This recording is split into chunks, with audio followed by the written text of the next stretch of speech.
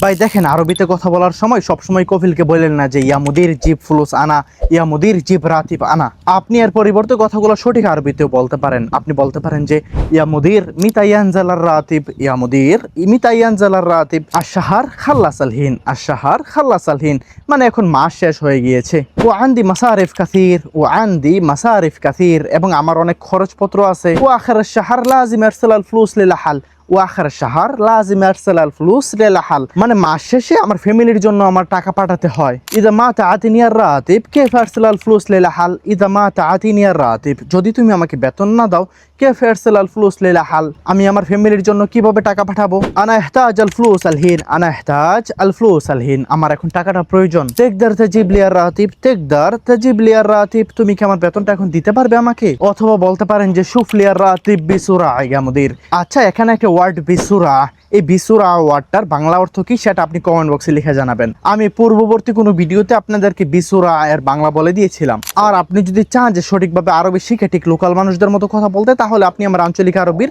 Basic to advance কোর্সটাতে ভর্তি হয়ে যেতে পারেন। কোর্সে ভর্তি হওয়ার জন্য নিচে দেওয়া হোয়াটসঅ্যাপ নাম্বার SMS করতে পারেন। দেখা হচ্ছে আপনাদের সাথে পরবর্তী ভিডিওতে। মা আসসালামা।